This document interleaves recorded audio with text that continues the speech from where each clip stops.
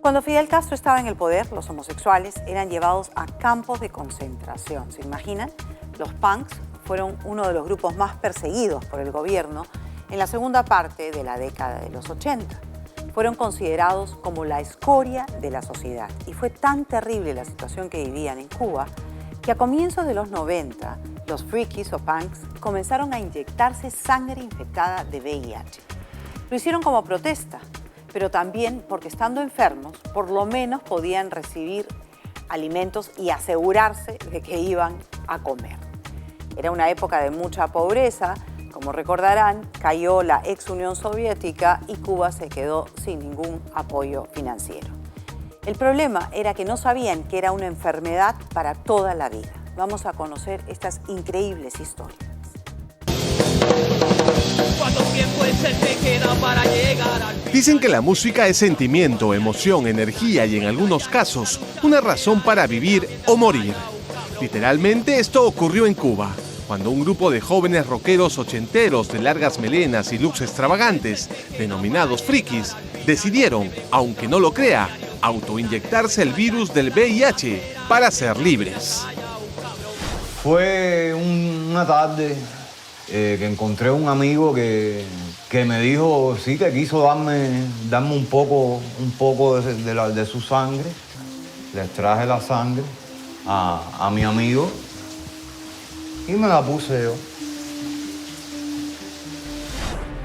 Gerson Gobea tiene hoy más de 50 años y fue uno de estos jóvenes que buscando la libertad se administró sangre contaminada con el virus del SIDA. Eran finales de la década de los 80, cuando estos rockeros, metaleros y punks cubanos eran perseguidos, torturados y llevados a prisión por la revolución castrista. Fue difícil porque yo sabía lo que estaba haciendo y fui yo mismo que me lo puse. Los denominados frikis de Cuba nacieron en un tiempo cuando seguir música extranjera en la isla era todo un desafío. Usando radios a pila, alcanzaban algunas emisoras de los Estados Unidos para escuchar lo que el régimen castrista denominaba la música del enemigo, pero para ellos una especie de religión. Pensábamos que eran mismos bichos. Delincuentes, Personas raras. Homosexuales, lo peor de la sociedad. Así es, los frikis eran despreciados en Cuba y nadie los quería cerca. Se vestían de negro y a diferencia del resto de jóvenes, no escuchaban la música de Pablo Milanés o de Silvio Rodríguez. Nació de una tormenta, en el sol de una noche el penúltimo mes. Para el sociólogo Jean-Pierre Bravo, estos jóvenes perjudicaban el modelo de sociedad que Fidel Castro quería construir para Cuba. Toda discriminación, cualquier tipo de discriminación en cualquier sociedad tiene el mismo origen, que es el miedo. La discriminación sucede por miedo, ¿no es cierto? O sea, ¿qué cosa es lo que va a pasar si le damos a este grupo de personas los mismos derechos? ¿No? De repente pierdo yo los míos. Entonces, en la sociedad cubana sucede lo mismo. En 1989, cuando el virus del VIH se convirtió en una pandemia mundial, el gobierno cubano tomó medidas extremas. El 80% de la población sexualmente activa fue sometida a pruebas de sangre y se reubicó a los infectados con SIDA en largas cuarentenas en los hospitales o sanatorios. Uno de ellos era Pinar del Río. Al principio que abrió el sanatorio era 100% friki. En estos sanatorios se les proporcionaba alimentos, un techo para dormir y medicinas. Una especie de gueto donde podían vivir en libertad, escuchar la música que deseaban y formar su propia tribu urbana. Fue un grito de libertad y fue a la vez una forma de oposición y una forma de reclamo ante la presión que se sentía en la sociedad cubana por esta etapa de la revolución. Fue entonces que los frikis decidieron inyectarse el virus del VIH para buscar su libertad, protestar contra su gobierno y una sociedad que los rechazaba. Eran principios de los 90 y todavía no se conocía bien las consecuencias de una enfermedad como el SIDA. Sobre el virus en ese momento no sabía nada. Había oído, como que estudiaba así, algo así de que existía un virus en los Estados Unidos, como que era para homosexuales solamente. Niurka Fuentes es la viuda de Papo Lavala. uno de los principales frikis de Cuba que entre los años 80 y 90 fue vocalista y director de una banda de rock que puso de vuelta y media a Fidel Castro.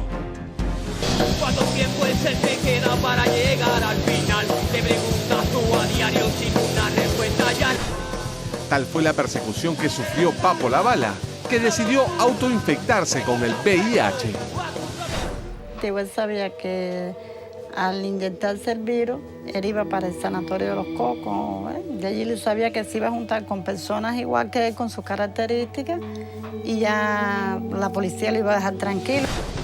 Niurka, quien también amaba el rock, decidió seguirlo. Mantuvo relaciones sexuales con él, sin importarle el futuro. Sabía que me infectaría al estar con él. Pero no todo era color de rosa dentro de los sanatorios del régimen castrista. Joandra fue obligada a abortar cuando se le descubrió un embarazo.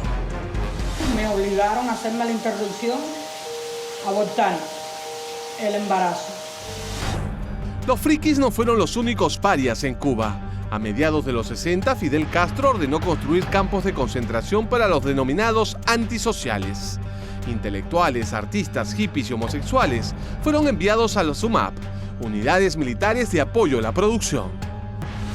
La UMAP es un campo de concentración más terrible, pero lo más terrible que haya podido pasar en esa maldita revolución comunista, pero lo más terrible.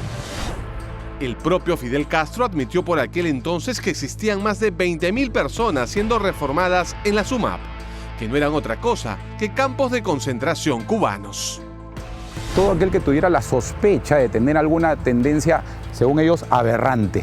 Homosexuales, pero también grandes intelectuales que tenían cátedras en las universidades cubanas, fueron sacados de sus cátedras, perseguidos y eventualmente enviados a estos llamados campos de concentración. En Conducta Impropia, un documental filmado en 1983, se puso al descubierto la represión castrista contra los homosexuales. Luis fue uno de ellos. Estuvo detenido 17 veces en estos campos de concentración. En Cuba, como yo estoy vestido en estos momentos, sería completamente imposible. Por la sencilla razón de que ellos consideran de que es un escándalo, una ostentación pública, y eso me podía costar estar de 3 a 6 meses preso.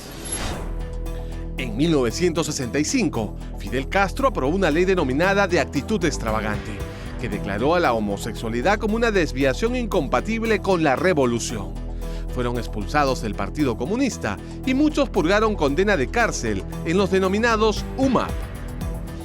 Era como un reformatorio, o sea, vamos a tratar de que este individuo reforme su forma de actuar, ¿no? Que se aleje de esa forma antinatural de acto que es el ser homosexual. Ese era el pensamiento que existía.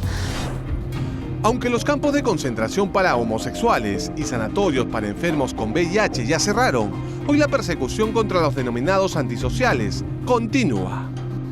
No puedo meterme en problemas porque estoy alicana. No puedo andar con mi pinta porque a los anormales esto no les da la gana. Porque siempre es el dedo arriba de nosotros.